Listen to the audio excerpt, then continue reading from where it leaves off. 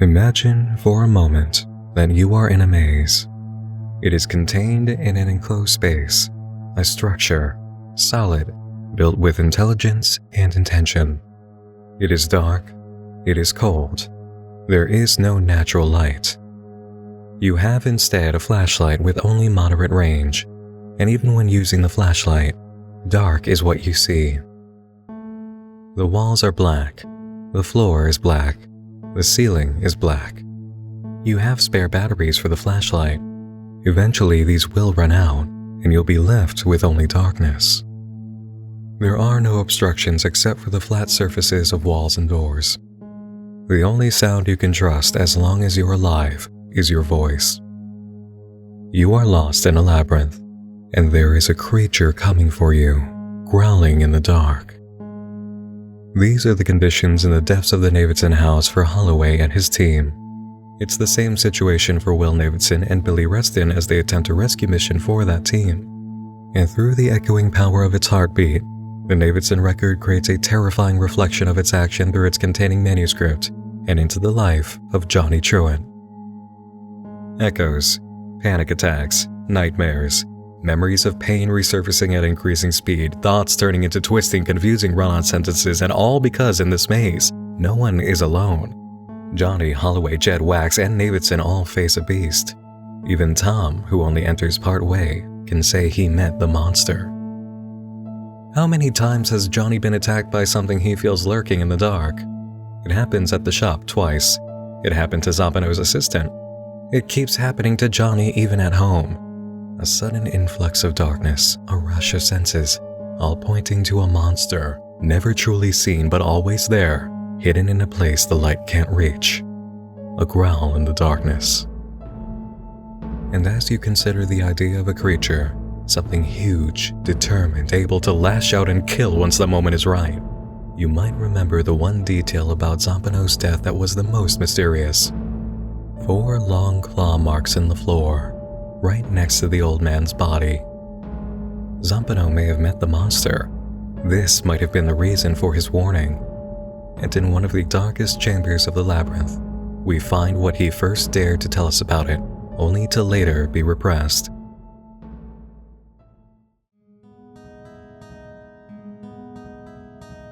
In Chapter 9, page 109, we're told how echoes serve as an effective means to evaluate the physical, emotional, and thematic distances present in the Navidson record.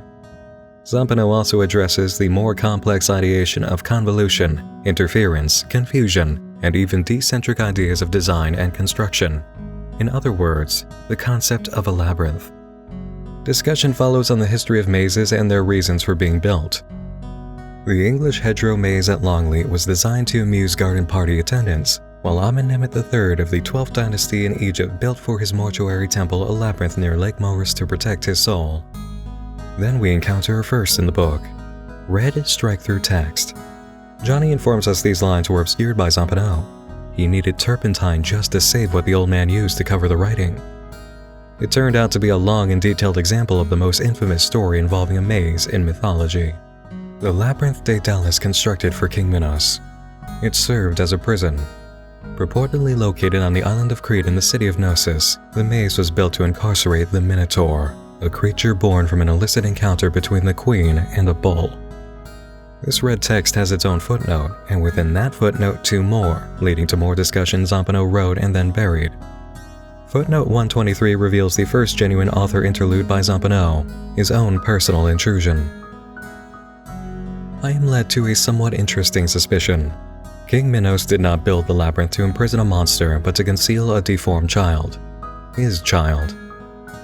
Zampano writes that the Minotaur is often seen as having the lower body of a bull and the torso of a man, or having a bull's head on a man's body. He believes in a third possibility. It was a man, but he was deformed. I believe pride would not allow Minos to accept that the heir to the throne had a horrendous appearance. Consequently, he dissolved the right of ascension by publicly accusing his wife Pasiphae of fornicating with a male bovine. But Minos wasn't evil enough to murder his own flesh and blood, so he ordered the building of a labyrinth, complicated enough to keep his son from ever escaping, but without bars to suggest a prison. I am convinced Minos' maze really serves as a trope for repression. My published thoughts on this subject inspired the playwright Taggart Chicklets to author a play called The Minotaur for the Seattle Repertory Company. As only 8 people, including the doorman, got a chance to see the production, I produce here a brief summary. Chicklets begins his play with Minos entering the labyrinth late one evening to speak to his son. As it turns out, the Minotaur is a gentle and misunderstood creature, while the so-called Athenian youth are convicted criminals who were already sentenced to death back in Greece. Usually, King Minos has them secretly executed and then publicly claims their deaths were caused by the terrifying Minotaur, thus ensuring that the residents of Gnosis will never get too close to the labyrinth. Unfortunately this time, one of the criminals had escaped into the maze, encountered Mint, as Chicklets refers to the Minotaur, and nearly murdered him. Had Minos himself not rushed in and killed the criminal, his son would have perished. Suffice it to say, Minos is furious. He has caught himself caring for his son, and the resulting guilt and sorrow incenses him to no end. As the play progresses, the king slowly sees past his son's deformities, eventually discovering an elegiac spirit, an artistic sentiment, and most importantly, a visionary understanding of the world. Soon, a deep paternal love grows in the king's heart, and he begins to conceive of a way to reintroduce the Minotaur back into society. Sadly, the stories the king has spread throughout the world concerning this terrifying beast prove the seeds of tragedy. Soon enough, a bruiser named Theseus arrived. Chicklets describes him as a drunken frat boy, who without a second thought hacks the Minotaur into little pieces. In one of the play's most moving scenes, King Minos, with tears streaming down his face, publicly commends Theseus' courage. The crowd believes the tears are a sign of gratitude, while we, the audience, understand they are tears of loss. The king's heart breaks, and while he will go on to be an extremely just ruler, it is a justice forever informed by the deepest kind of agony. Zampano's thoughts regarding the Minotaur, King Minos, and his labyrinth doesn't stay inside the text he tried to hide. As Holloway Roberts, Jed Leader, and Wax Hook make their way further down the stairway at exploration number 4, the purpose of that vast place still continues to elude them. Is it merely an aberration of physics, some kind of warp in space, or just a topiary labyrinth on a much grander scale? Perhaps it serves a funeral purpose, conceals a secret, protects something, imprisons or hides some kind of monster, or for that matter, imprisons or hides an innocent. As the Holloway team soon discovers, answers to these questions are not exactly forthcoming. But that doesn't mean they aren't here. Or in other words, shy from the sky, no answer lies there. It cannot care, especially for what it no longer knows. Treat that place as a thing unto itself, independent of all else, and confront it on those terms. You alone must find the way. No one else can help you. Every way is different. And if you do lose yourself, at least take solace in the absolute certainty that you will perish.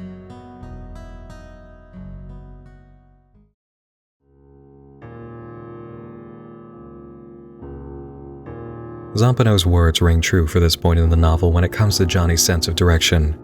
He may not know where he is or where he's going, but when it comes to marking things in Chapter 9, we see him convey direction using a method only a traveler would understand, and it's one that's entirely personal.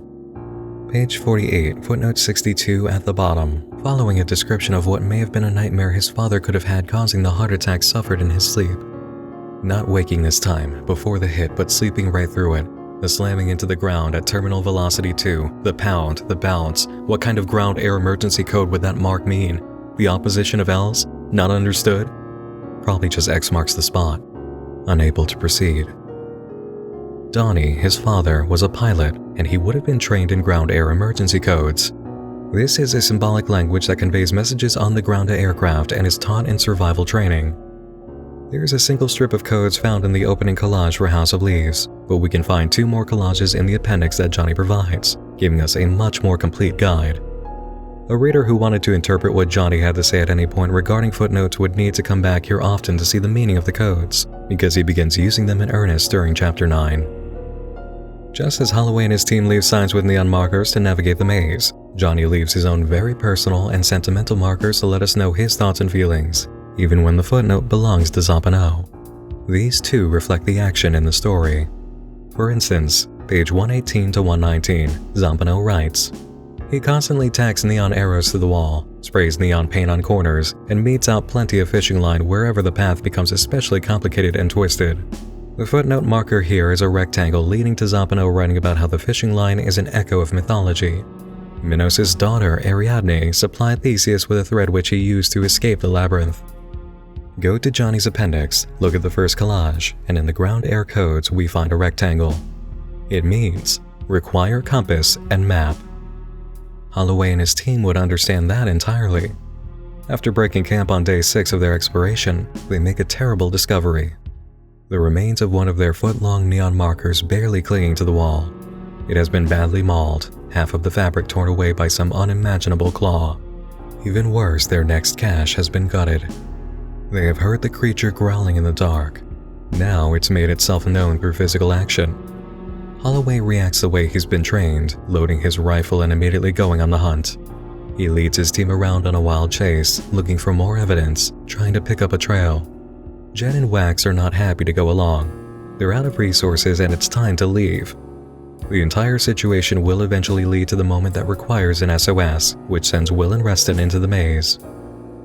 Outside the Davidson record, Johnny lies alone. We now understand his situation is the same.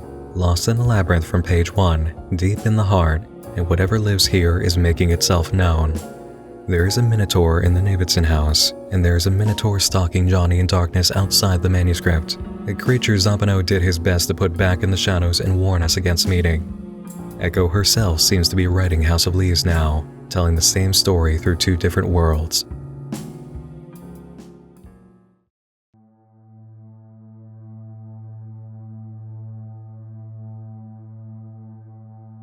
The effect that stems from the presence of a Minotaur continues for Johnny in his footnote diaries.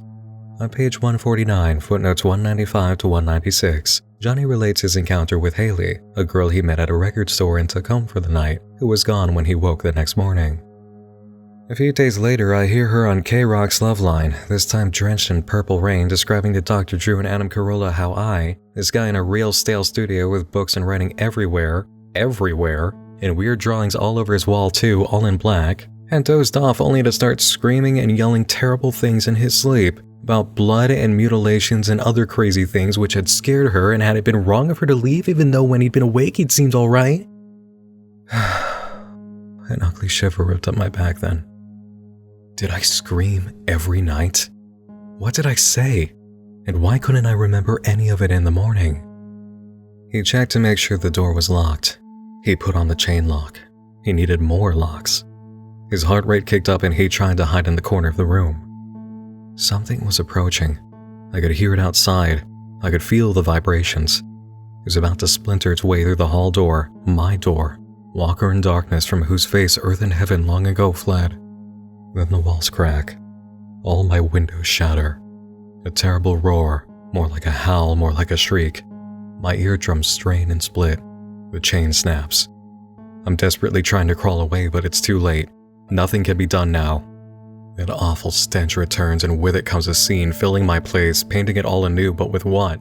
What kind of brushes are being used? What sort of paint? And why that smell? How do I know this? I cannot know this. The floor beneath me fails into a void. And then the walls come back. The glass is restored. The only thing that truly vanished was his horror, leaving him in the same state he'd been before when this happened at the shop twice and all the moments it crept up outside the house. Johnny tries to calm down with an imaginary exercise about world-weary travelers singing a song. Mad woman on another tour. Everything she is, she spits on the floor. An old man telling me she's sicker than the rest. God, I've never been afraid like this. My room still stinks of gore. A flood of entrails spread from wall to wall. The hacked remains of hooves and hands, matted hair and bone, used to paint the ceiling, drench the floor. The chopping must have gone on for days to leave only this. Not even the flies settle for long. I'm too far from here to know anything or anyone anymore. I don't even know myself. The situation is clear.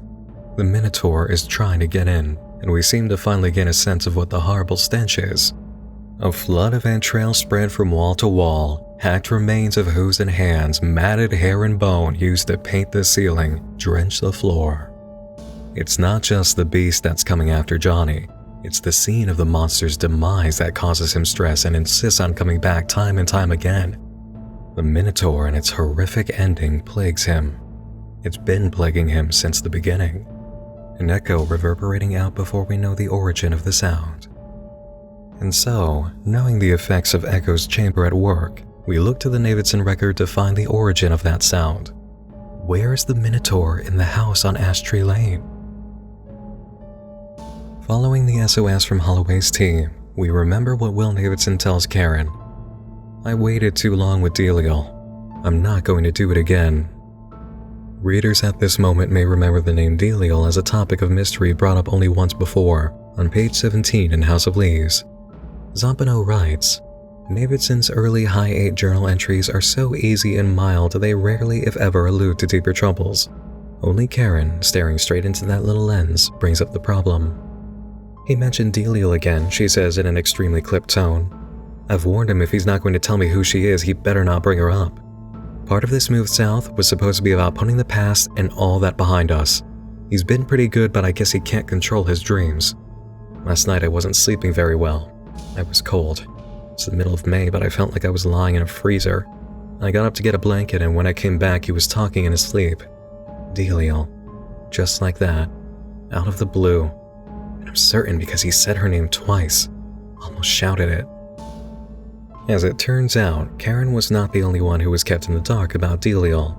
Even friends and fellow photojournalists who had heard Davidson use the name before never received any sort of explanation. No one had any idea who she was or why it was she haunted his thoughts and conversation like some albatross. Does this perhaps remind you of anybody, or any particular situations?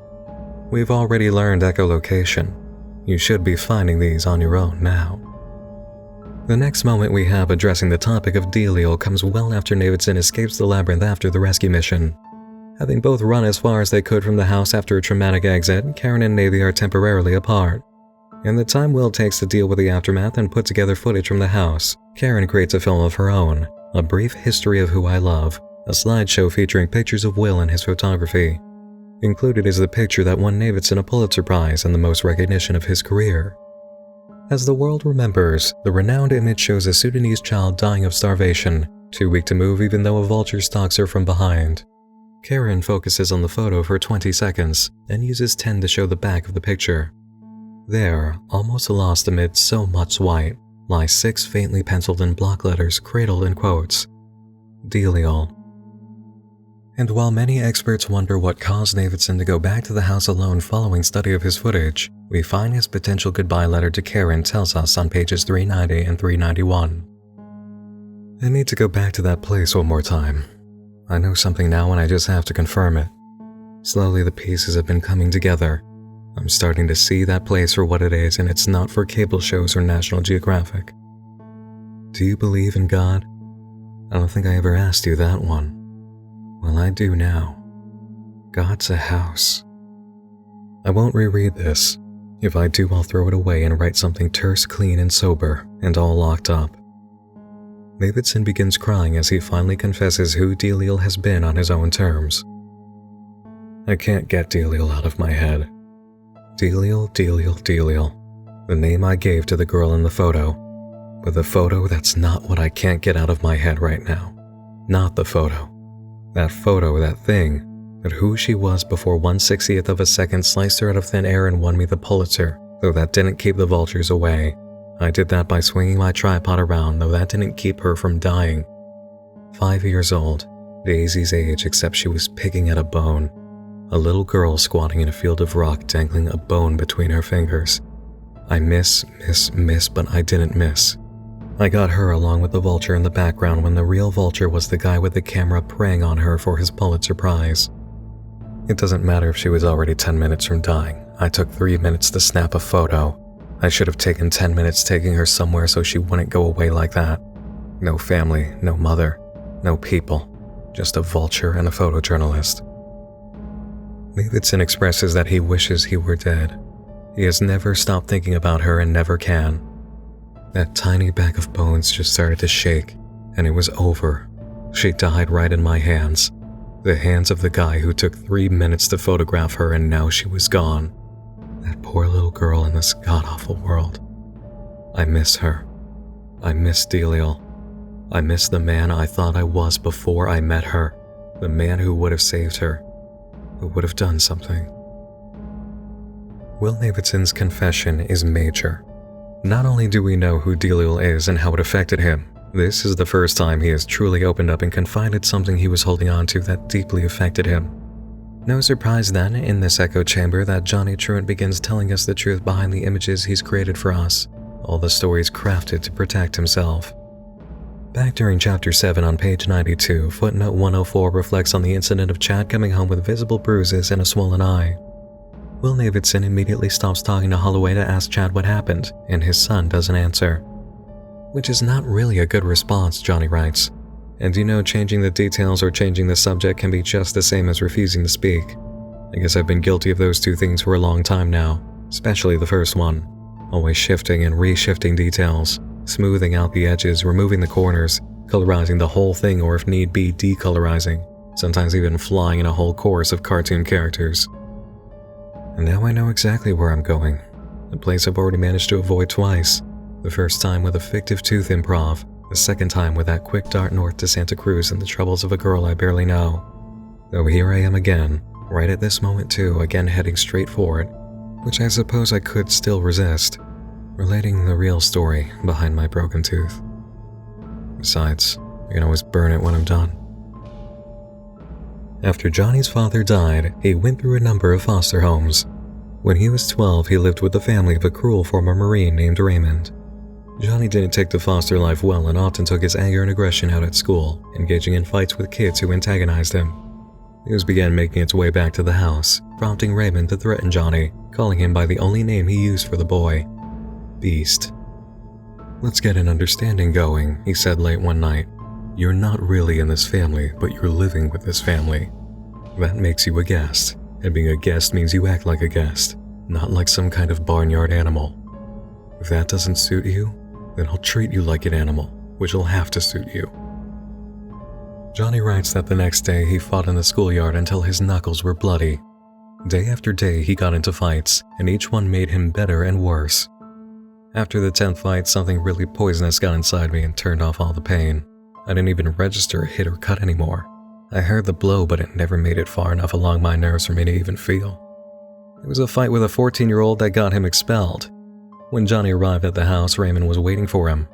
We're told Raymond took him into his truck and said they were going to the hospital, but Johnny was taken somewhere else first, where he lost half his tooth in a place surrounded by barbed wire and willows. We don't come back to this until page 323, footnote 276, describing the first time Johnny chose not to fly from the path, so a rusty bar taught him the taste of teeth. Abuse by Raymond continued, and eventually Johnny escaped the house, fleeing to Alaska. The deeper Johnny goes into the Davidson record and the more its characters explore the hallway, the less we're told about his one-night stands and fictional stories used to impress women at bars. His act of playing pretend really has started to melt away. He doesn't want to tell us what he shares, but he does need to, echoing Will Davidson's need to confess his guilt over Delial. Johnny tells us about working at a canning factory in Alaska as a runaway and watching a friend there drown in a boat accident. He tells us about his time in a boarding school, overhearing a girl he never got to meet talking about how nice he looked when he smiled, and how that reminded him of a fantasy he'd always had about a girl he could love. We're even told where the scars on his arms really came from. Just the result of a pan of sizzling corn oil, dropped when he was only 4. See, not nearly as dramatic as a Japanese martial arts cult run by Koreans in Indiana. Just a dropped pan. That's all. Johnny says he even tried talking to Thumper. In fact, he did talk to Thumper, telling her and his boss about that summer in Alaska one day at the shop. To his surprise, both of them listened, and Thumper took him out for lunch. Her conversation was about a new guy friend who provided a service no one else really could. Johnny's attempt to return conversation was about the once called and quickly forgotten hookups he'd been through, until suddenly, he realized he didn't want to talk about that, even if Thumper had opened the floor. He talked about Zappano. He talked about the trunk. He talked about his panic attacks or surreal moments or whatever they were he'd been experiencing. And Thumper didn't laugh. She paid attention. Quiet, attentive, for maybe half an hour. An hour, I don't know how long. And the more I talked, the more I felt some of the pain and panic inside me ease up a notch. She wasn't looking around at people or fixing on silverware. She was just looking straight at me, and without any malice either. She was wide open, taking in everything I told her without judgment, just listening. Listening to the way I phrased it all, listening to how I felt. That's when something really painful tore through me, like some old, powerful root, the kind you see in mountains sometimes splitting apart chunks of granite as big as small homes. Only instead of granite, this thing was splitting me apart. My chest hurt and I felt funny all over, having no idea what it was, this root or the feeling, till I suddenly realized I was going to start sobbing. Now, I haven't cried since I was 12, so I had no intention of starting at 25, especially in some Thai restaurant. So I swallowed up. I killed it and changed the subject. The further we go, the more Johnny talks, his old behavior of telling us fake stories finally ending.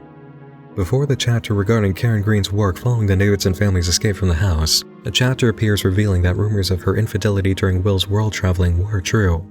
She cheated with an actor while still working and living in New York, and even after the affair, Karen kept a trove of love letters that had been written to her over the years, kept in her jewelry box.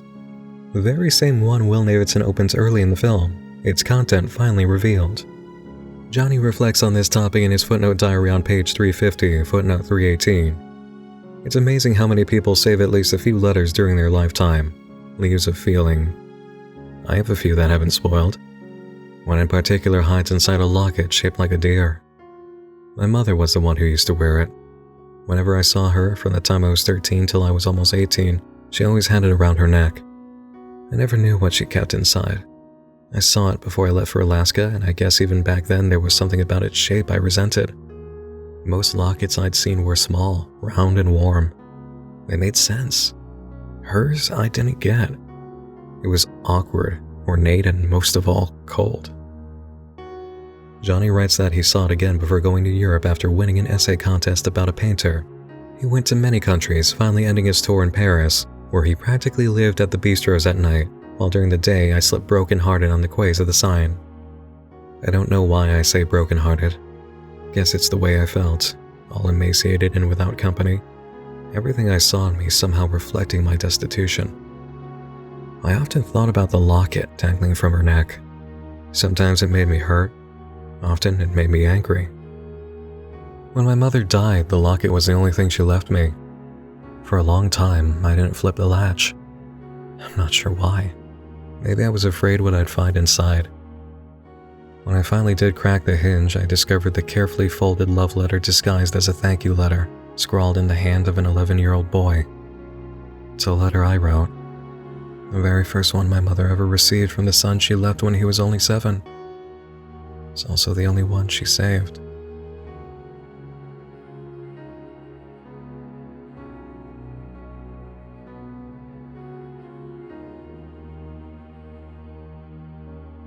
It's taken quite a while in House of Leaves for Johnny to talk about his mother. His father we came to know early, and the tragedy that ended his life when Johnny was 10. Now we learn about Mrs. Truant, and as the end draws near for the Davidson record, more details are provided. Page 379, footnote 354, and a chapter about the lab results of samples taken from Davidson's house. Today, for no reason in particular, I started thinking about Dr. Ogelmeyer, wondering what I might have found out if I'd had the money, if I'd taken the time to see his specialist, if I'd opted for the tests. I grew up on certain words I'd never mentioned to Lude or anyone for that matter, words orbiting around my mother mainly. Sometimes whispered, more often written in letters my father would never have let me read had he lived. Before I understood the significance of things like auditory hallucinations, barbituration, word salad, derealization, depersonalization, I sensed in them all kinds of adventure. Johnny continues wondering what a doctor might have found in his brain if he allowed an MRI scan. He says he's been thinking more and more about his mother and the way her life failed her, humiliated her with impulses beyond her command, broke her with year after year of the same. I never knew her that well. He remembers she had hair like sunlight, extremely fine and whisked with silver, and her eyes always seemed to brim with a certain tenderness when I visited. And though most of the time she whispered, sometimes she spoke up and then her voice would sound sweet and full like chapel bells caroling in the foreign towns I'd eventually wander at dawn. She also used to write me these letters, always handwritten and full of strange colored words. They started after my father was killed, loaded with advice and encouragement and most of all faith. But she was never that well, and eventually her words soured until... well, I wish I could just stick to thoughts of her hair, and her brimming eyes and caroling bells in foreign towns at dawn. Johnny says he received a letter one day from his mother apologizing for something she'd done.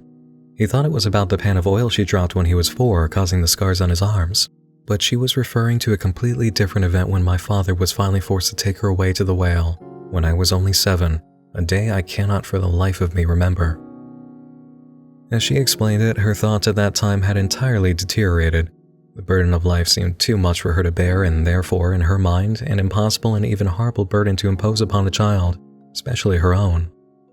She gathered me up in her arms and tried to choke me. My father intervened almost immediately, and my mother was then taken away for my own safety. I guess I do remember that part. Someone saying, my own safety. My father, I imagine. I also remember him leading her away, at least the shape of him in the doorway, with her, all blurred out and in silhouette. Raymond knew about Johnny's mother. He said nightmares destroyed her. I've seen it happen to buddies of mine. That's why you'll never catch me without a gun under my pillow. I'll get any man through the night. And that's when Johnny tells us about the Christmas present he bought himself. More than one, actually. He is now the owner of 3 firearms. I'm hoping the weapons will make me feel better, especially if I sense the dullness inside me get too heavy and thick, warning me that something is again approaching, creeping slowly towards my room. No figment of my imagination either, but as tangible as you and I, never ceasing to scratch, fume, and snort in awful rage, though still pausing outside my door, waiting, perhaps for a word or an order or some other kind of sign to at last initiate this violent and by now inevitable confrontation. He sometimes lays awake at night with his hands on the triggers, even lies with them in bed, under sky blue sheets. During Chapter 17, Johnny realizes Raymond's advice can't protect him, just as it wouldn't protect Will Davidson, who had 3 prominent dreams leading up to his lone expedition into the house, Exploration Number 5, initiating an echo that leaves Johnny completely rattled. On page 403, footnote 390, Johnny wakes up from a nightmare in which he appears to be on board the Atrocity, a ship whose tragic tale he might remember from a party he attended when he was much younger. I'm deep in the hull of some enormous vessel, wandering its narrow passages of black steel and rust. Something tells me I've been here a long time, endlessly descending into dead ends, turning around to find other ways which in the end lead only to still more ends. Johnny's pace quickens, startled by something invisible, and he runs into an intruder, a drunken frat boy wearing a plum-colored Tofa Beta sweatshirt, carrying the lid of a garbage can in his right hand and a large fireman's axe in his left. Johnny tries asking why this man is coming after him, but it sounds like grunting. That's when I notice my hands. They look melted, as if they were made of plastic and had been dipped in boiling oil. Stiff hair sprouts up all over the fingers and around the long, yellow fingernails. This awful scarring does not end at my wrists, but continues down my arms. These ones reach over my shoulders, down my back, extend across my chest where I know ribs still protrude like violent bows. I feel plenty of hair covering strange lumps of flesh on my chin, my nose, and along the ridge of my cheeks. On my forehead there's an enormous bulge harder than stone, and even though I have no idea how I got to be so deformed, I do know. I'm here because I am deformed, because when I speak my words come out in cracks and groans. And what's more, I've been put here by an old man, a dead man, by one who called me son though he was not my father. Johnny is the Minotaur, lost in the labyrinth of the Atrocity, deep below the sea, and the version of Theseus inspired by Zophanos' published theorizing has come to end his life. Theseus raises the axe high, and that's when he changes. The frat boy, I realize, is not the frat boy anymore but someone else. At first I think it's Kiri, until I realize it's not Kiri but Ashley, which is when I realize it's not Kiri nor Ashley but Thumper, though something tells me that even that's not exactly right. Her face glows with adoration and warmth, and her eyes communicate in a blink an understanding of all the gestures I've ever made, all the thoughts I've ever had. Johnny stands there, all muscles relaxed, as Theseus continues to raise the axe, changing into a familiar face, smiling, even as she starts to shake, suddenly swinging the axe down on me, at my head, though she will miss my head barely, the axe floating down instead towards my shoulder, finally cutting into the bone and lodging there, producing shrieks of blood. So much blood and pain. So much pain. She has started to cry even as she dislodges the axe and raises it again, to swing again at my head, though she is crying harder. I'm now too full of fury and hate to do anything but look up as the blade slices down with appalling force, this time the right arc. I realize with a shade of citric joy that, at last, it will put an end to the far more terrible ache inside me, born decades ago, long before I finally beheld in a dream the face and meaning of my horror. If there's any doubt about who Theseus revealed himself to be in Johnny's nightmare, the diary footnote on page 410 will take care of it. Johnny is going to be evicted. There's nothing in Los Angeles he wants, and like Karen and Will Davidson in the manuscript, he feels a severe need to go to Virginia. My visa was canceled a month ago, but I had some good fortune selling my mother's locket, though I kept the gold necklace, which may surprise you, but something about that dream I remembered changed me. Afterwards, just looking at the dull silver made me feel like there was this horrendous weight around my neck, even though I wasn't even wearing it. In fact, the idea of getting rid of it was no longer enough. I had to hate it as I got rid of it. Apparently it was designed by someone well known. I made $4,200. Though I will say this, as I was handing over that strange shape, letter included, I felt an extraordinary amount of rage surge through me. For a moment I was sure the scars along my arms would catch fire and melt down to the bones. I pocketed the cash and quickly ducked away, hurt, full of poison, and more than a little afraid I might try to inflict that hurt and poison on someone else. Whether in a nightmare wielding an axe or haunting the locket, Johnny's mother has shown herself as a figure that kept him from talking about her for very strong reasons. Following the trace of catharsis regarding his mother means following Johnny through the diary entries he writes upon reaching Virginia, which he reviews on October 30th, just before writing his introduction to House of Leaves.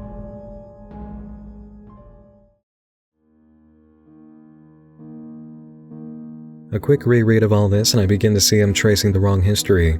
Virginia may have meant a great deal to Zapato's imagination. It doesn't to mine. I'm following something else. Maybe parallel, possibly harmonic. Certainly personal. I cannot tell you why I didn't see her until now. And it wasn't a scent that brought her back either, or the wistful edges of some found object or any other on-the-road revelation. It was my own hand that did this. Maybe you saw her first, caught a glimpse between the lines, between the letters, like a ghost in the mirror, a ghost in the wings. My mother is right before me now, right before you. Her shallow face, the dark lyric in her eyes, and of course her words, those far-reaching letters she used to send me when I was young, secretly alluding to how she could sit and watch the night seal the dusk year after year, waiting it out like a cat, or observe how words themselves can also write, or even, in her own beautiful and, yes, horrifying way, instruct me on how to murder. One day even demonstrate it. She is here now. She has always been here. May 4th, 1998. In Kent. 9 years. What an ugly coincidence. Even glanced at my watch. 9 p.m. 5 plus 4 plus 1 plus 9 plus 9 plus 8 plus 9 equals 45. 4 plus 5 equals 9. Well, either way, it doesn't matter. I say it with a German accent. 9. July 1st, 1998. The day after May 4th, I didn't feel like writing down what happened. A week later, I felt even less like writing down what happened. What did it matter? Then an hour ago, I woke up with no idea where I was. I was thinking over and over again about that night, May 4th, mindlessly tracing and retracing the route I'd taken when I'd gone to see the institute where my mother had lived. What my father had always referred to as the whale. Much to my surprise, it was dead. Closed in April, over 5 years ago. Getting inside hadn't been easy, but eventually, after enough circling, edging quietly around the overgrown perimeter, I found a way through the surrounding chain-link fence, 8 feet high, crowned with concertina wire.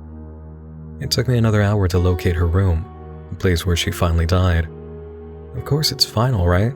Closet to the side, empty, and her bed in the corner. The same bed. Horror should have buried me.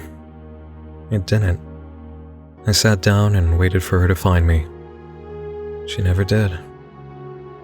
I waited all night in the very room it happened, waiting for her frail form to glide free of beams of glass and moonlight. Only there was no glass, no moonlight either. Not that I could see. Readers of this chapter know that Johnny then goes to the site of his old house, the last complete home he had ever known at age 7, only to find it's gone. The neighborhood has been replaced by a lumberyard. I stood by the circular saws and clutched my belly. I had no idea where I was in relation to what had once existed. Maybe this had been my kitchen, and here where I was standing was right where I'd been sitting, age 4, at my mother's feet, my arms flinging up instinctually, maybe even joyfully, prepared to catch the sun, catch the rain. Johnny continues his wandering, eventually making his way back to California, where he ends up precisely where we find him in the introduction. We come full circle, meeting the version of Johnny that has gone the full distance, to Virginia and back in the name of the Davidson record, all the way up to the edge of destruction. It's October 31st, 1998, and Johnny writes more in one day than he ever has.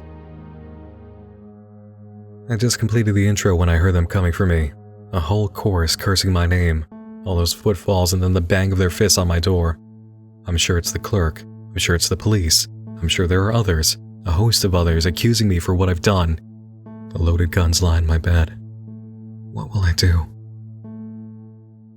There are no more guns. There are no more voices. There's no one at my door. There's not even a door anymore. Like a child, I gather up the finished book in my arms and climb out the window. Memories soon follow. Johnny remembers the true ending to his fight with Deskman and how Cory was scared off, how he got rid of them both without ending a life and came back to the hotel. Now he has wandered as far west as he could go.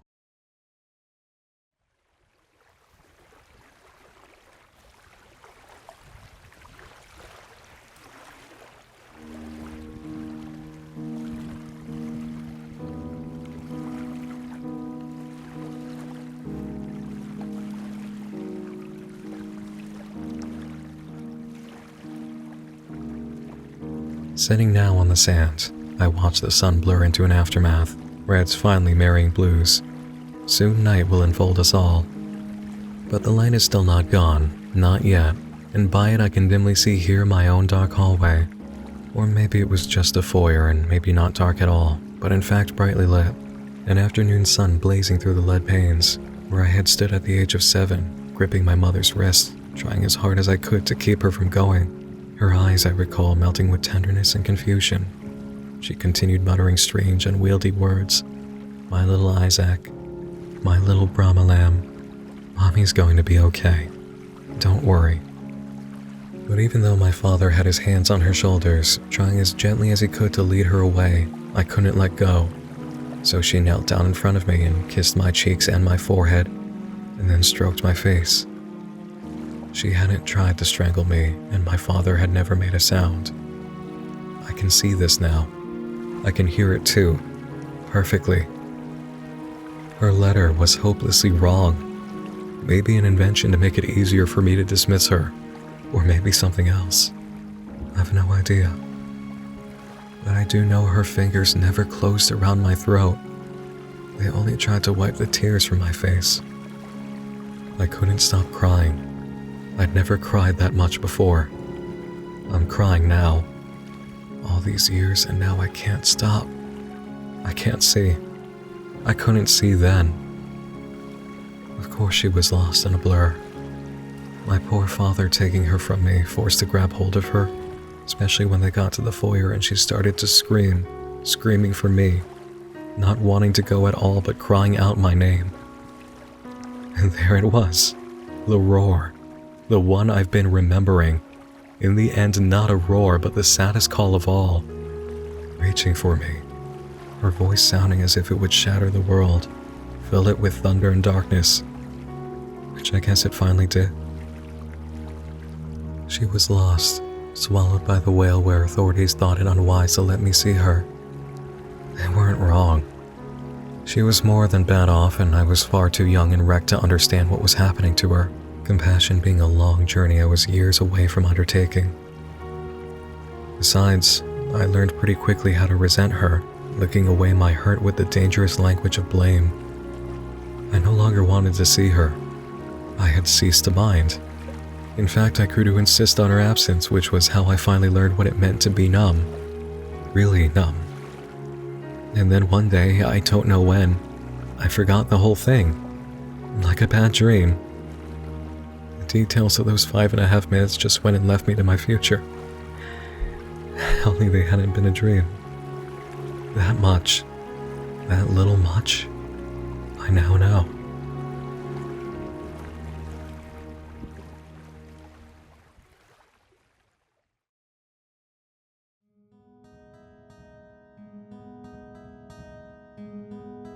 The appendices in House of Leaves are full of strange and seemingly unrelated items, both in Zampano's contributions and Johnny's. One of the greatest curiosities lies in Appendix 2E, the 3 Attic Whalestow Institute letters provided by Johnny. These are the letters his mother wrote to him from July 28, 1982, all the way to May 3, 1989. Before they begin, we have a note from the editors. Mr. Trent wished to make known that though some names here were not deleted, many were changed. As such, we find that Johnny's mother is referred to as Pelifina. There are over 50 letters found here, and reading them proves just as enlightening as Johnny's footnote diaries, especially when one considers them part of the grand labyrinth. Pelifina loved her son more than anything in the world. That is absolutely the most indisputable fact that you can take away from the Whalestow letters. He was the light of her life in the center of the universe. Pelifina was an extremely poetic soul, often using the most flowery and metaphorical language possible to refer to her son or describe things. This begins straight away, as early as her second letter from August 20th, 1982. If I were with you now, I'd hug you and tender you and shape you with sloppy wet kisses the way mother cats shape their cubs in the wild. Unfortunately, since such excursions are strictly prohibited from the Whalestow, this tongue of ink will have to do. Felicity's my Felix feline boy. Love, Mommy. Pelifina was the kind of woman to speak to her son using references far beyond his knowledge, or the knowledge of most people. On January 20th, 1983, she said, "As old Goethe wrote, woods shape a noble life? Then cast no backward glances toward the past, and though somewhat be lost and gone, yet do thou act as one newborn." She thought Johnny was the smartest boy in all the world, and only sought to encourage his intelligence. April 17th, 1983, she writes, "Never neglect your mind, Johnny. You were born with substantial faculties. I'm sending you several books, including a concise Oxford English dictionary. The volumes of poetry may be too advanced for you right now, but in time, your own curiosity will unlock their secrets. Eternally yours, Mommy." And then we have letters like these. May 9th, 1983. "My dear, sweet, sweet child, you are most welcome.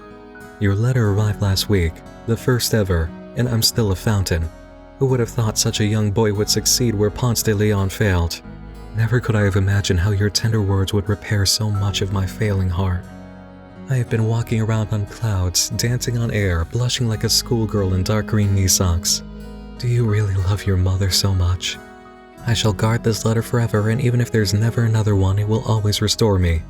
I will wear it like a heart. It will become my heart. More kisses than you can count. Mommy." June 26, 1984. "Your sentences cast spells. Once again, you've turned your mother into a silly schoolgirl.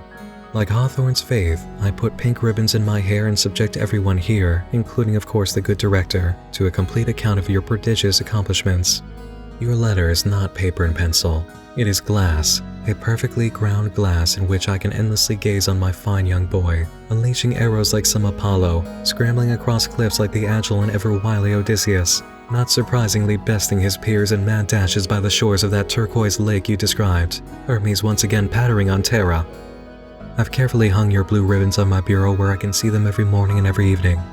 Every afternoon, too." Pelifina writes to Johnny about his schoolyard fights and encourages survival against the ignorant marine man Raymond. She learns what Raymond does to Johnny, breaking his nose and snapping his tooth, and is infuriated. "I would like nothing more than to tear out the liver of your purported protector and feed it to him with a hiss. You could semper fi that meal all the way to Hades. But since he is shielded from my wrath by my own confusions, I shall invoke Hecate and her Acheron depths, and by scale of dragon, eye of newt boiled in the blood of murdering ministers in Clytemnestra's gall, cast a great curse which shall fly directly on a dark wind and take up immediate residence in his body, daily chewing on his flesh, nightly gnawing on his bones, until many months from now, moments before the final spark of self-awareness expires, he will have witnessed the total dismemberment and consumption of every limb and organ. So written, so done. This curse is cast. Fuit ilium. And now, without a doubt, you see your mother is mad. To Pelifina's credit, her curse came true, as we learned from Johnny in a footnote diary that just after escaping Raymond, the man came down with severe cancer and was dead within 2 years. Things weren't always happy or powerful in a protective way in Pelifina's letters, though. There are periods Johnny's reminded why his mother is so far away. March 7th, 1985. I am still alive. Unfortunately, the dead of winter was not kind to your mother as she reverted to the state that brought her here in the first place. The very same state that your glimmering father wrestled with so nobly. Everyone here, especially the honest director, was kind and attentive, but their efforts still could not break me from my wild and often, I'm afraid to admit, hallucinatory condition. Sad but true, sometimes your mother hears things. Non sum qualis eram. Non sum qualis eram. Non sum qual is eram. Have we heard that before? Does it ring a bell? If it does, you've got a memory Pelifina would be proud of. Page 69, footnote 77. Will Davidson escapes from the hallway courtesy of Daisy, who came looking for him because she had a nightmare. Johnny wakes up from a dream about Thumper, goes to work, and experiences an attack in the ink room. A scream, a howl, a roar. All's warping or splintering. There's a terrible banging, the air's rank with stench. The more I try to hold on, the less I can focus. Words filling my head. Known, some, call, is, am. Incoherent? Yes. Without meaning? I'm afraid not. And at the end of the footnote, Johnny realizes the meaning. Known, some call, is, am, which is to say, I am not what I used to be. In Latin, it's written like this. Non sum qualis eram. I am not what I used to be. It came from a letter his mother wrote him. Pelifina was not just Theseus in Johnny's nightmare trying to murder him when he was a Minotaur. She was, and always has been, his Minotaur. Page 502, Johnny's review of the Virginia Diaries. I cannot tell you why I didn't see her until now. It was my own hand that did this. Maybe you saw her first? Caught a glimpse between the lines, between the letters, like a ghost in the mirror, a ghost in the wings. My mother is right before me now, right before you. She is here now. She has always been here. Go all the way back to Johnny's first attack in the tattoo shop, pages 27 to 28. I can no longer remember what I'd meant to remember. Maybe it had just brushed past me like someone easing by in a dark room, the face lost in shadow, my thoughts lost in another conversation. There's something in her movement or perfume is disturbingly familiar. She hasn't left. She's still there, embracing shadows. Is that it? Had I been thinking of a woman? I don't know. I hope it doesn't matter. I have a terrifying feeling it does. Every attack Johnny has experienced because of his Minotaur has been due to this memory. The briefest moments can set him off as her ghost haunts him, right down to the smallest blink and you'll miss it details. In the Whale's Toe letter from March 19, 1988, Pelifina confesses this memory of her attempted murder, writing, I kissed your cheeks and your head and after a while put my hands around your throat. How red your face got then, even as your tiny and oh so delicate hand stayed clamped around my wrists. Your eyes became glassy and wandered away. Your grip loosened and you wet yourself. You did more than wet yourself. I'll never know how close you came to that fabled edge because your father suddenly arrived and roared an intervention. A battering blast of complete nonsense, but a word just the same and full of love too. You were a mess, but aside from a few evil coughs and dirty little pants and some half-moon cuts on the back of your neck, you recovered quickly enough. I did not. I had long, ridiculous purple nails back then. The first thing they did when I got here was tie me down and cut them off. Johnny's second Minotaur encounter at the shop begins immediately following his trip to the ink room, and this precise line.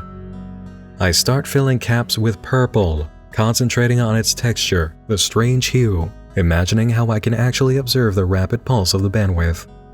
He experiences a hallucination of being cut by a slash of light and describes beads of sweat slipping off my forehead, flicking off my eyelids, streaming down the back of my neck. Cold as hands. Hands of the dead. There's that awful taste again, sharp as rust, wrapping around my tongue. Worse, I'm no longer alone. This time it's human. Maybe not. Extremely long fingers. The rest is in pieces. A scream, a howl, a roar. Urine soaking into my pants, fecal matter running down the back of my legs. Words filling my head. Known, some call, is am. The shape of a shape of a shape of a face disassembling right before my eyes. I should be dead. Why am I still here? Later, a patron points out the long, bloody scratch on the back of my neck. I'm unable to respond. Now, though, I realize what I should have said. Known some call is am, which is to say, I am not what I used to be. Purple ink, purple nails, long bloody scratch on the back of his neck, half-moon cuts on the back of his neck, cold hands of the dead, hands wrapped around his neck, the hands of his dead mother. A scream, a howl, a roar. His father, screaming, coming to the rescue. Ruined pants and strangled throat. Should have been dead, but wasn't. Just the sight of that purple ink was enough to send Johnny down the spiral into the most revealing Minotaur tag we could possibly get. Pelican is Johnny's Minotaur. She always has been. But is that the end of Echo's work in the tale? Of course not. Echo has two origin stories after all, and the Davidson record is the echo chamber affecting Johnny's experiences. But let's use the clues we have from Johnny's side to determine something. Who is the Minotaur in Will Davidson's Labyrinth? It's Delial, haunting his nightmares, haunting his memory, coming to him in a moment that lets him know he must go back to the house and face the labyrinth alone. North Wall, West Wall, Delial, Pelican. The Minotaur, you will remember, was not a horrible monster filled with violence in the eyes of Zampano. He was a pitiful creature, a shameful attachment to King Minos that later became his greatest source of guilt and regret. And following the Minotaur's death, King Minos carried the burden of forsaking the poor, suffering child forever. But do we see any of this reflected in the case of Johnny and Pelican? More than you know, unless you read all of the Whalestow letters, of course.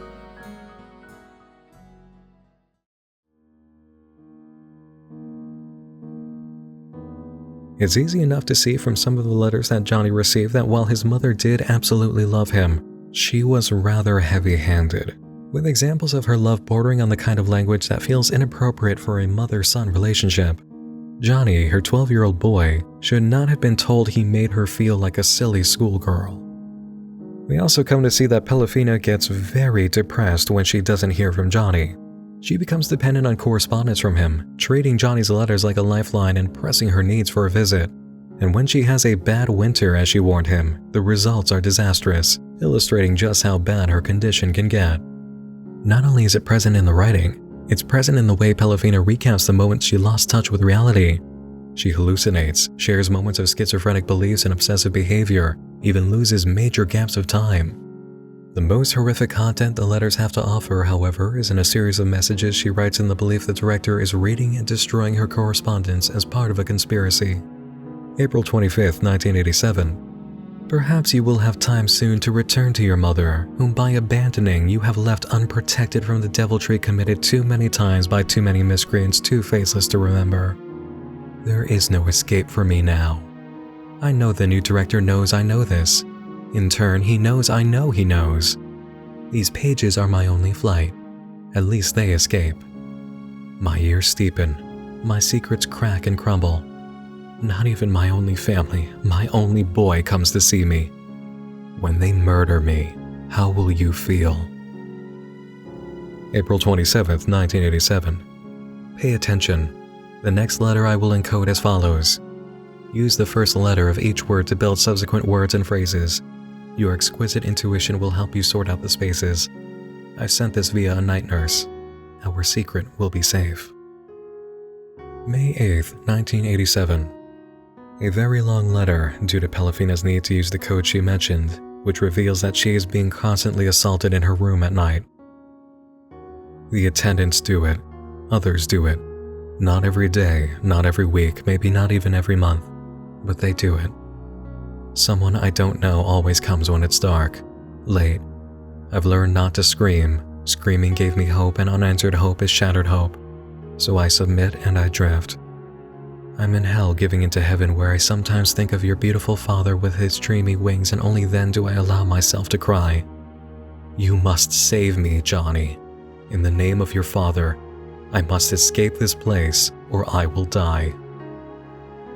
When Johnny received the coded message, he was 15 years old.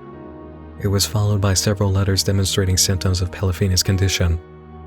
On November 1st, 1 year later, a letter arrives that's completely coherent, and Pelifina says she's come out of a long period of psychosis. There is no new director. It's the old director, and she hallucinated a change. She also hallucinated using 5 reams of paper for letters to Johnny, and she's been informed he visited several times, but she was completely unresponsive. Put yourself in Johnny's shoes, reading all of this, knowing your mother's condition, being so far away, being only 15, going on 16, a foster kid who barely survives himself, drifting place to place, getting coded messages of the most horrible, awful kind, followed by a storm of schizophrenic letters, and then being told in complete lucidity, "I'm sorry, son, it was all a bit of psychosis." No matter what version of reality Pelifina related is true, there is nothing good about this situation, and being relied on as the only soul who can save his mother from suffering and possible assault is psychologically devastating for any 16-year-old boy. Johnny does not know what's real. Is this happening to his mother? Or is this all a horrible hallucination that can be bought into by its writer alone, because that's still who his mother is? Either way, there's nothing Johnny can do. And whether the assaults are hallucinated or real, his mother is still suffering, still telling him about it, still putting the weight of her life and all reason for living and being rescued on his shoulders. And when a letter arrives explaining she's institutionalized because she tried to murder him when he was 7, an age he can barely remember anything from, what else can he do? His father took her away for his own safety. Those were his dad's words. Johnny Truant lived an entire life of loss and abuse. His father was dead. His mother was a permanently hospitalized schizophrenic who left him with permanent physical scars and told him she tried to murder him, and all she could do now was put the weight of the world on his shoulders when the world had already taken so much away from him. Johnny hadn't been in a real home since he was 10, and his mother was torn away from him at 7. He let himself believe in the confession letter about trying to kill him. He took it to heart and let it harden him. The first story he ever used to protect himself. As he wrote in his last diary to us, her letter was hopelessly wrong, maybe an invention to make it easier for me to dismiss her. She was more than bad off, and I was far too young and wrecked to understand what was happening to her, compassion being a long journey I was years away from undertaking. Besides, I learned pretty quickly how to resent her, licking away my hurt with the dangerous language of blame. I forgot the whole thing. Like a bad dream, the details of those 5.5 minutes just went and left me to my future. Unable to pierce the truth and hallucinations in his mother's memory, Johnny let the stress, pain, and resentment of her constant presence influence the dark path of belief. He was told the story of why his mother ended up in the whale, and he accepted it as truth, even if it might not have been. He let the lie she believed become his belief too, embracing that lie and hardening his heart against her. It was far easier to believe his mother was that sick, and all of her confessions, those horrible confessions of what was being done to his mother, all her coded messages, were just part of her illness. It was easier to believe she's sick, that's all, than to consider any other possibility and to find a way to resent her. Because if he loved her, and any of it was true, it would have destroyed Johnny. Pelifina's last few letters came in 1989, expressing a relapse in her condition that Johnny was warned about by the director in January of that year. She had come under the delusion she was going to be released from the institute. Johnny was, in her mind, going to come pick her up. She requested a suitcase because she had none. In the end, she even forgot her husband had died, saying, "Donnie will pick me up soon, very soon, but you, my dear child, you should stay a while." The next letter Johnny received came from the director. "We regret to inform you that on May 4th, 1989 at approximately 8:45 p.m., your mother, Pelafina Heather Lievra, died in her room at the Three Whalestow Institute. After a detailed examination, both our resident doctor, Thomas Yanovinovich, MD, as well as the county coroner confirmed the cause of death was the result of self-inflicted asphyxiation, achieved with bed linen hung from a closet hook. Miss Lievra was 59. Johnny's mother had taken her own life by hanging, leaving him an orphan at the age of 17, and all he had known of her since he was 11 was the poor schizophrenic woman who needed him and put her life and happiness in his hands. In the end, he could not save her. He could only visit and keep her in letters, just as Will Davidson had done by taking a picture of Delial.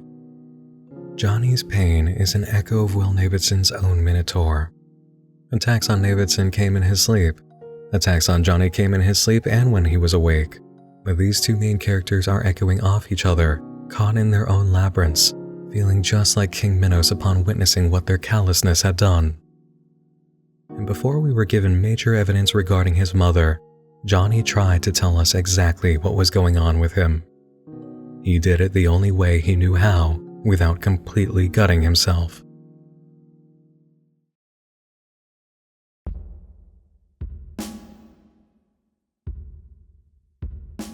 In Chapter 11 on page 261 through footnote 249, Johnny decides the time has come to tell us a story he's hinted at before, the story of his Pekinese. He reports having a moment in the store one day when he laughed at a biker talking about the permanence of ink. Everyone was shocked, too shocked to speak, and Thumper took him outside to talk. She said she didn't know what Johnny had been getting into, but it was really messing him up. Then she touched my arm and I immediately wanted to tell her everything, right then and there. I needed to tell her everything.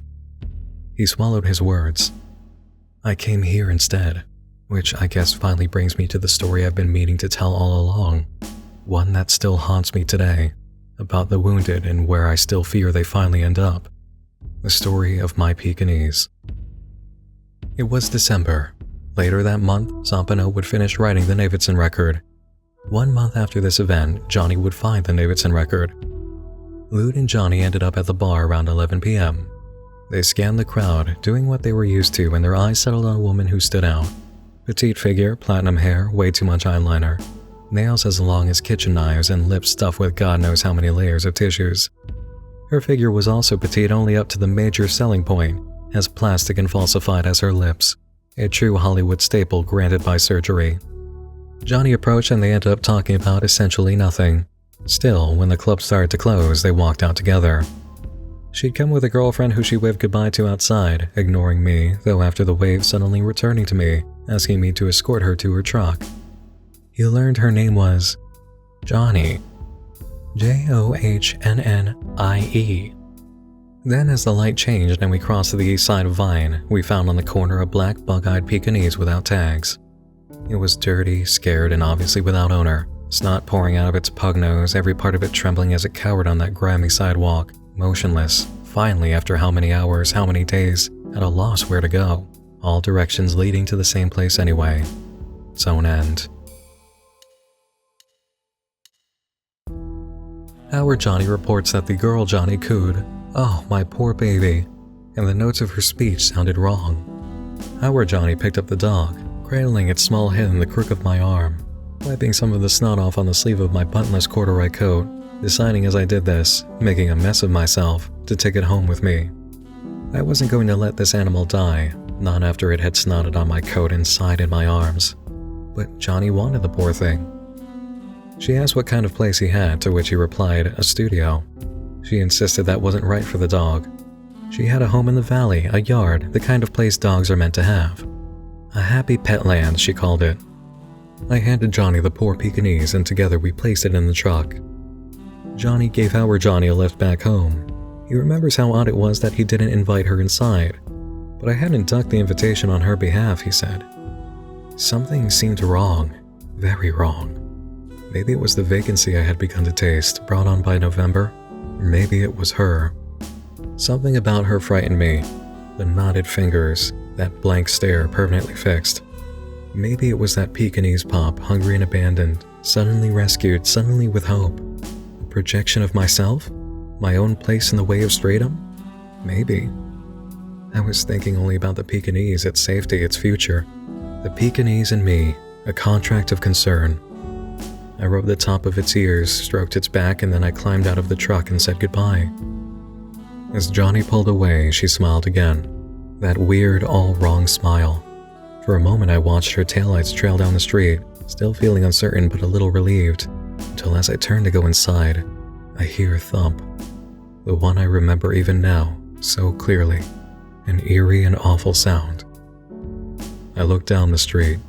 Her truck was gone, but behind it, in its wake, something dark rolled into the light of a street lamp. Something Johnny had thrown out her window as she passed the parked cars. I jogged down the block, feeling more than a little uneasy, till as I approached that clump of something on the side of the road, I discovered, much to my dismay, all my uneasiness confirmed. To this day, I don't know why she did it. My abandoned Pekinese, found on Vine, bug-eyed with snot pouring out of its pug nose, refound not too far from my front door, that very same night, lying next to a car with half its head caved in. She must have thrown it with tremendous force, too. In truth, an almost unimaginable amount of force. I tried to picture those claw-like hands grabbing this poor creature by the neck and hurling it out her window. Had she even looked at what she held? Had she even glanced back? Me staring down at that lifeless dog, not a speck of blood, mind you, just a shadow looking a lot like some kind of a charcoal drawing, featureless and still, floating in a pool of yellow lamplight. I couldn't even say anything, not a cry, a shout, or a word. I couldn't feel anything either, shock alone possessing me, depriving me of any emotional meaning, finally leaving me in a mad debate over what to do with the body. Bury it, take it to the pound, throw the thing in a garbage can? I couldn't decide anything. So I just crouched there, my knees burning, finally filling with enough of that distant pain that tells all of us, especially in our sleep, that the time has come to move. But I wanted to give this dog a name first, and lists get through my mind, endless lists, which in the end ran out. There was no name. I was too late. So I just stood up and left. My Pekinese friend was gone. The name for the dog breed Pekinese is spelled Pekinese. As Johnny writes it, it is spelled Pekinese, from 9 letters down to 8 letters. In the Wellstow letters, Johnny chose the names he wanted to use to protect his identity. For his mother, he wrote Pelafina, Pelafina, 8 letters. Johnny describes his mother's hair as follows: like sunlight, extremely fine and whisked with silver. This is what the hair of a Pekinese looks like. During that encounter with the Pekinese, he had surrendered care of the poor suffering dog to the other Johnny. It's his name, but with just 2 letters making a difference at the end. And like Will Davidson, after the poor creature he had come across died, he felt compelled to name them. The story of Johnny's Pekinese is the story he has needed to tell since he was 17. His mother was the Pekinese, and he has always felt responsible for her death, which is why Johnny killed the dog. And just like with his mother's body, there wasn't a single speck of blood. Johnny has been in Zampano's interpretation of the myth of the Labyrinth this entire time. His mother is his Minotaur, deformed, sick, but still a beautiful and kindly artistic soul, blameless in her condition, hidden away from the world in a prison. He is King Minos, ashamed, cold, frightened, but still feeling love towards the family member he left in a prison. And when the Minotaur is slaughtered, all King Minos can do is weep and carry the guilt for the rest of his life. The Minotaur was troubled, burdensome, ugly. But he loved his son, and Johnny loved his mother. He didn't want anything to turn out like this. He didn't want to be the source of all of her sorrow. He didn't want to hate her, but he knew on some level he had done all of that. He chose to hate her. He abandoned her. He turned her away, and it ate away at him to a monstrous degree. Despite her sickness, despite the false memory of what she had done, she was his mother, and she loved him, and he abandoned her to die. On many levels, including this one, Johnny Truant is an echo of Will Davidson, and his Delial has been haunting him this whole time. But it matches too well, doesn't it? Everything about this, looking at that Pekinese story, that confession, it all seems far too fitting, doesn't it? The girl named Johnny killing the poor creature, a major reflection of our Johnny's guilt and Will Davidson's, expressing desire to name the poor thing he let die. That doesn't seem like an echo. It seems like a fabrication. In fact, if you think about it, the idea of a manuscript like Zampano's finding Johnny Truant and resonating with him so perfectly like this, all the way along, uncovering his scars, making him see the light, echoing at all these different points from the broken water heater to now, it's all so miraculous. It feels like the kind of fairy tale or myth that Pelican herself would enjoy. And maybe there's a really good reason for that. Because as much truth as Johnny Truant has told us, you can't deny that his Pekinese story is far too fitting and coincidental. His constant echo with the Davidson record is far too coincidental. It's perfect. It works too well. It works too well all the time. Even during Will Davidson and Karen's resolution in the house at the end of the story, we see things pick up for Johnny too, and he gets better. September 2nd, 1998, Seattle, staying with an old friend, a pediatrician. My appearance frightened both him and his wife, and she's a doctor too. I'm underweight, too many unexplained tremors and tics. He insists I stay with him for a couple of weeks. I decline. I don't think he has any idea what he'd be in for. September 7th. The three of us spent the weekend at the Doe Bay Village Resort on Orcas Island. The mineral baths there seemed to help. Encircled by Douglas fir and frequently visited by strange drifters kayaking in from small boats moored in the bay, we sat there for a long time just inhaling hot sulfur as it mingled with evening air. Eventually, my friend's wife asked me about my journey, and I answered her with stories about my mother, what I remembered, and the Institute. September 20th. I am much improved. My friends have been taking care of me full time. I exercise twice a day. They've got me on some pretty serious health food. At first it was hard to choke down, but now my stomach's in great shape. No thoughts of a tumor or even an ulcer. Once a day I attend a counseling session at their hospital. I'm really opening up. Doc has also put me on a recently discovered drug, one bright yellow tablet in the morning, one bright yellow tablet in the evening. It's so bright it almost seems to shine. The medication seems to have eliminated those deep troughs and manic peaks I frequently had to endure. It also allows me to sleep. September 23rd. Doc and his wife took me out to Deception Pass where we looked down into the gorge. We all watched a bald eagle glide beneath the bridge. For some reason, no one said a word. September 27th. I'm healthy and strong. I can run 2 miles in under 12 minutes. I can sleep 9 hours straight. I've forgotten my mother. I'm back on track. And yet, even though I'm now on my way to LA to start a new life, the guns in my trunk long since gone, replaced with a year's supply of that miraculous yellow shine, when I said goodbye to my friends this morning, I felt awful and soaked in sorrow, much more than I expected. Are you fucking kidding me? Did you really think that any of that was true? September 2nd through September 28th? I just made all that up. Right out of thin air. Wrote it in 2 hours. I don't have any friends who are doctors, let alone 2 friends that are doctors. You might have guessed that.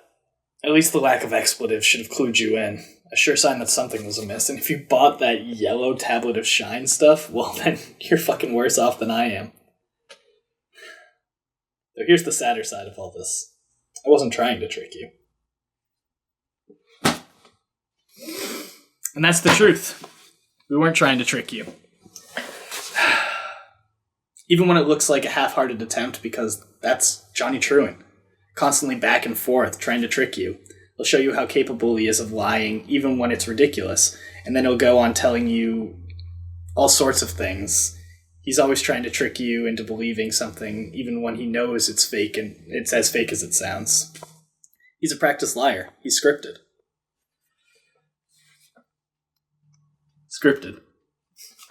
His practice of doing this isn't even his own either. It's found throughout the entire novel. You don't know if it's Zampano lying, you don't know if it's Will Davidson in his own documentary is lying, because it could just be a great movie. You don't know whether Johnny is lying. Even if he presents something to you that's so fake and stupid, it's infuriating to sit through. He's the kind of guy to set up an entire load of videos, write down his lines, and read them off camera. That's a good one. The whole time trying to make you believe something even when it's total garbage. Even when he knows it looks ridiculous, sounds ridiculous, and is ridiculous.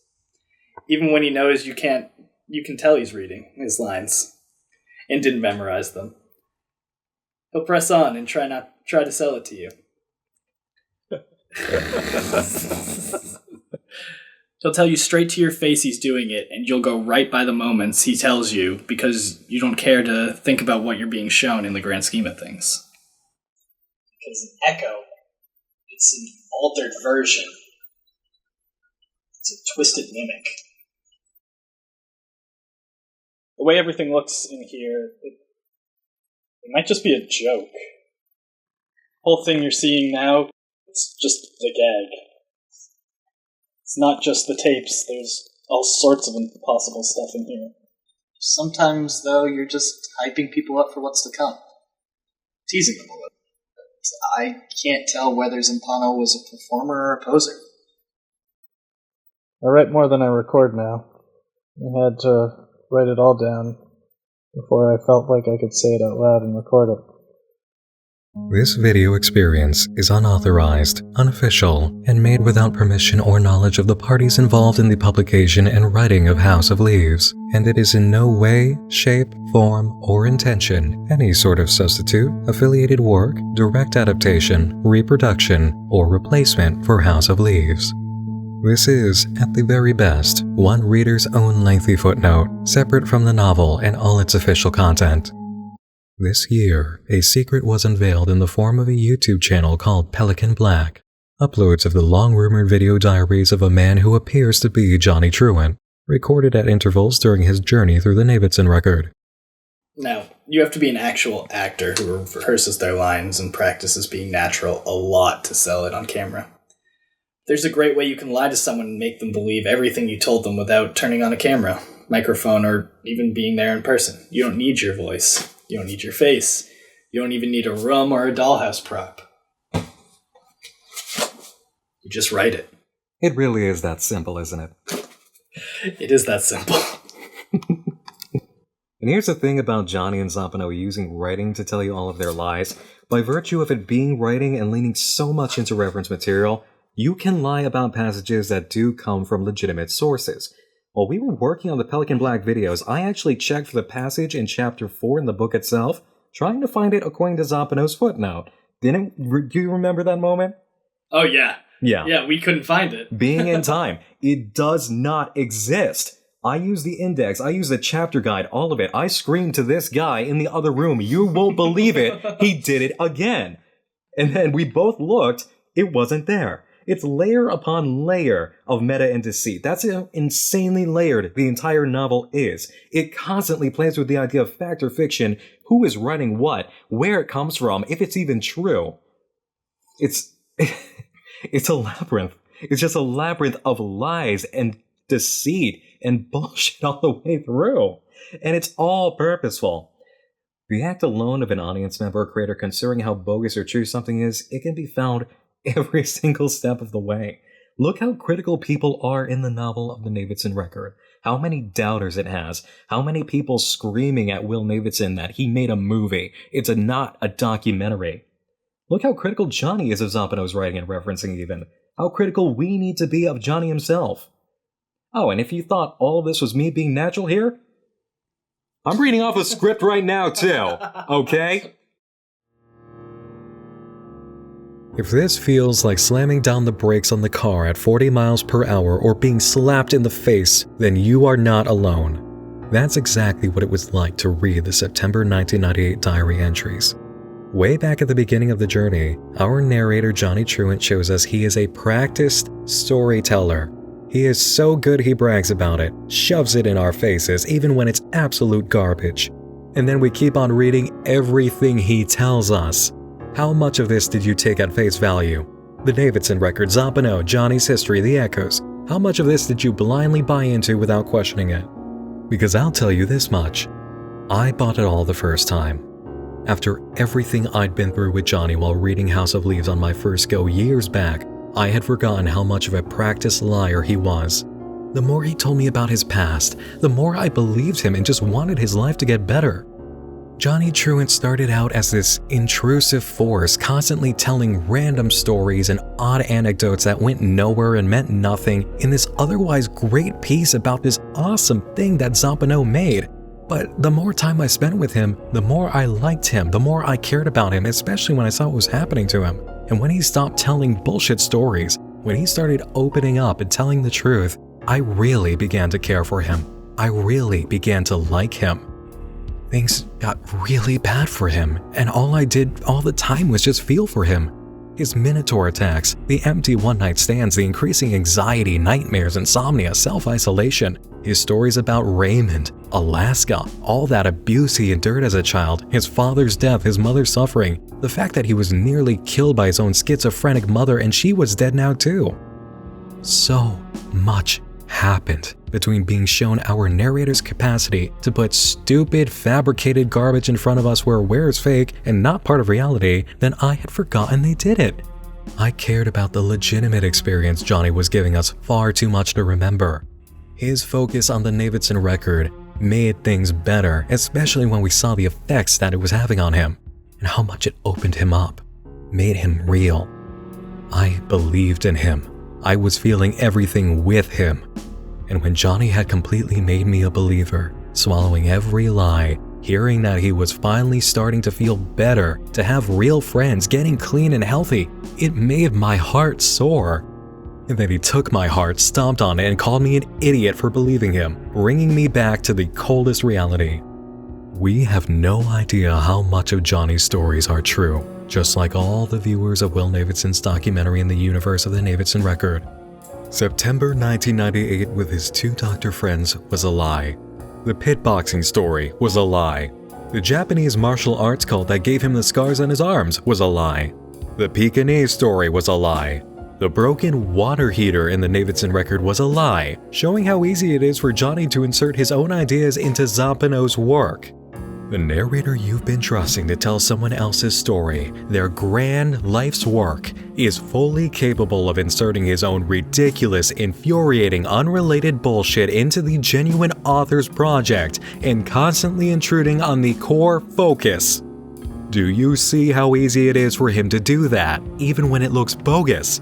Even when he knows you're aware of how bogus it is? Even when the initial premise he sets up is entirely ludicrous? Johnny Truant has been appropriating Zampano's work this entire time, intruding all over the place, writing his own side-along story, disrespecting the authorship of Zampano even when he put his name up front. And you've all just gone along with it? Go back to chapter 9 right now, page 107, and see what occupies most of that page and the next page and a half. Johnny Truant dominates the beginning of an extremely important chapter in Zampano's grand work with a footnote diary about a girl he meets named Tatiana. Show of hands. Who out there thought this was one of the most gratuitous, overly explicit, absurd hookup scenarios that could just happen on the fly? How many of you felt that it was too crazy, too random, and made no sense being here even by Johnny Diary standards? Now, how many of you just let that slide and went along reading, trying to ignore what you just read? How many of you completely missed how insanely disrespectful and inappropriate that is to have butting into Zampano's manuscripts? And look how often this has happened. Look at how many times Johnny Truant has pulled the reader aside, distracting them from Zampano's work, the real story, the art piece, to show off his absurd, self-celebrating side activity. He's supposed to be piecing together this poor dead man's work, but all the time, he's just intruding on it, showing off how much sex he has, all the drugs he does, all the times he gets drunk, his life story, all of his scars. He made the Davidson record about himself, and it should absolutely clash with your ideas of what's going on and who Johnny is, just as much as you felt weirded out by his behavior mixed with how much of a beautiful poet and good-hearted guy he is. Smarter than any impression he gives with all of his crazy stories and activity. His approach to the Davidson record would never fly in the real world, and someone as well-read, intelligent, experienced, and sensitive as Johnny Truant knows that. Do you really think he has spent a lifetime reading and learning professional, intelligent behavior and production by real artists, and he's just forgotten all of that when it comes to covering poor dead Zampano's magnum opus? The man's life's work?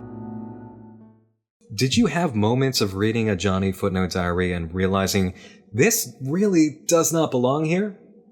Most of them. Most of the, the party scenes and things like that. There was some, real personal stuff that, he talked about, with other people. Or, other people's lives being put into this book. That stuff doesn't belong in a book about you trying to figure out what's going on with this manuscript that you found.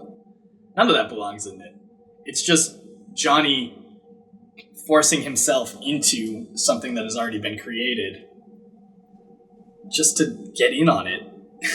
Yeah, and it makes you really wonder when you look at the fact that the publisher took it wholesale, and Johnny, when he exposes how much of himself he actually is through his mother, through his writing, through his genuine past that you can correlate through Pelafina's letters, you wonder if this is really who you are, and I can see that, because you can't fake writing this well off the cuff, then who are you to do all this awful shit with somebody's great work? Mm-hmm. See, that reminds me of something that I noted in the novel. That moment where Johnny... Do you remember the moment Johnny Truant looks at that equation and says, actually, the proper equation would be ... Yeah. Who the hell is Johnny Truant to know this? How? I didn't know that. I didn't fucking know any of that shit, and I went to school for this. How do you just know possible. that? How do you just figure that shit out? Everything about the premise that he delivers makes him such a rando. Yeah. Makes Zampano such a random guy. It's entirely too coincidental. It doesn't work. Yeah. You can't believe anything he props up of, I'm just a random guy who loves drugs, alcohols, and getting laid, and I work in LA at a tattoo shop, but also I am this fucking smart. And I've gone on trips to Europe for things that I've written, and I do all of this other stuff. He's 6 people forced into one person. Precisely. Johnny's not real. I'm not Johnny.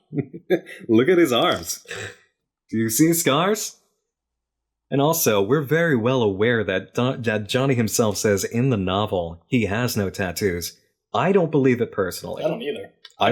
I work with tattoos as a person that removes them, ironically enough. I've never met an apprentice or a tattoo artist that hasn't had tattoos. Most apprentices tattoo themselves. Damn. I remove a lot of crappy apprentice tattoos, but you don't find that. You don't have tattoo artists that don't have tattoos. I mean, even... God, it's this is how much retread you need for House of Leaves, because I'm just thinking about it now, and we even have this factor of, Johnny says himself, he works on sketches while he's at the tattoo shop, right? Right. That's the entire reason we incorporated this element into it here. All those charcoal sketches. Because Johnny says he does that. He works at the shop making needlepoints. He could work on himself if he wanted to, but he doesn't. Yeah. He claims he's got no tattoos. Bullshit. you give anyone a tattoo gun and free range to do something with it, they're going to put something on them. Mm-hmm. Even if it's a line. I challenge anyone not to do that. I wouldn't be able to. Mm-hmm. And I don't even have space for it anymore. Have you tattooed yourself? Yeah, actually, where is it? Is it my ankle? Yeah. Bam! Gotta love Mad Max. Red strike through text. How appropriate. I didn't even know you had that. The entire way through House of Leaves, every echo is so powerful, and echoes are so prevalent they could very well all be lies. The entire story is wrapped up in a liar's premise and all his anecdotes. And when we learn about who Johnny really is and his backstory, and use all the clues about his genuine intelligence and his poetic writing to confirm it, we just accept that this is a natural behavior and the first instinct of someone who's supposed to be smarter than that and a student of the arts? No. No.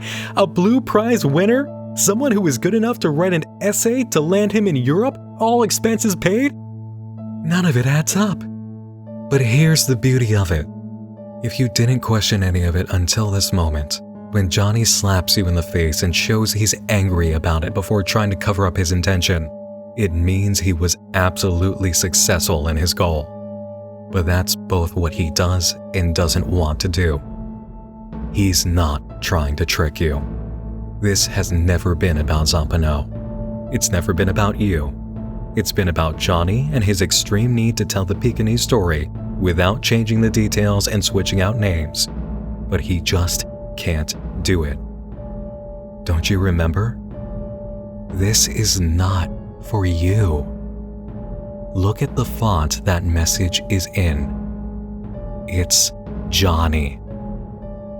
So what does it all actually mean then? What kind of major problem does this pose for us? Not just with Johnny's storytelling, but House of Leaves overall.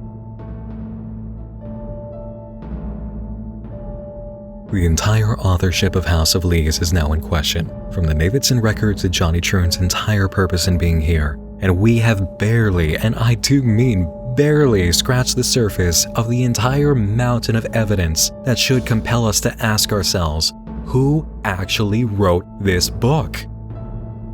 The good news though, the ultimate legitimate author, Mark Z. Danielewski, did not leave us out to dry when it comes to picking up all these clues that can solve the mystery. Are you ready to put playing pretend aside now and gather the remaining puzzle pieces? I am. The tale itself is told. Now, outside the house and free from the maze, we can go forward and see the secrets in each appendix and outside the novel, putting the matter of Ash Tree Lane in its final cut and releasing it at last. Who really wrote House of Leaves? Who is Zampano? Who is Johnny Truant? And what, finally, does Pelafina truly have to do with all of this? Follow me now, just once more into the labyrinth, and together we'll find our way for good in this House of Leaves.